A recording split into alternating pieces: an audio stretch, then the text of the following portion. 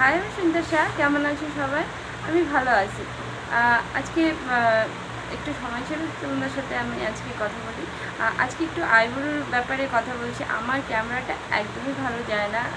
আমার মোবাইলে ওরকমই আছে, তো আমার ক্যামেরা ঠিকঠাক হচ্ছে না। যাই হোক, ক্যামেরা দিয়ে কী কথা, কথাটা শোনার দিয়ে ব্যাপারটা না।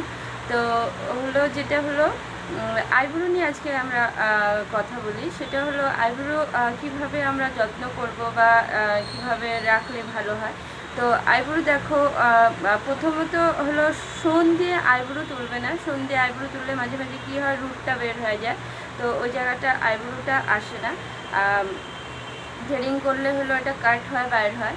তো থ্রেডিং করাটা দরকার আছে। দ্বিতীয় হলো আইব্রোটাকে না মাঝে মাঝে কম করবা, মানে আশরাবা, চিরুনি যেভাবে চুল আশরাই আমরা সেভাবে আশরাবা। কেন বলছি, কেননা আমরা সবসময় নানা ধরনের ক্রিম লাগাই, এটা ওটা আগ্রাম বাগরাম।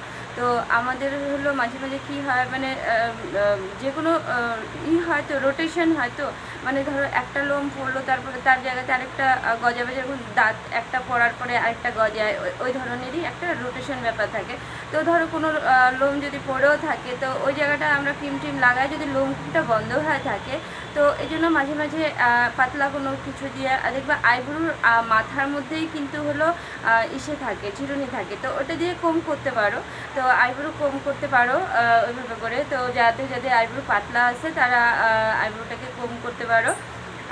আর হলো এখন হলো যারা টিনেজার বা ধরো কম বয়সেও হলো বা একটু সামথিং 35, 37, 38-এর মধ্যে হলো আইব্রো গ্রে হয়ে যাচ্ছে, হয়তো কোনো ইন্টারনাল প্রবলেম হতে পারে। ইন্টারনাল প্রবলেমে তো আমি যাচ্ছি না, তবে হলো এরকম যদি কোনো কিছু হয় তো একবার আইব্রো পেন্সিলটাকেও চেঞ্জ করে দেখতে পারো।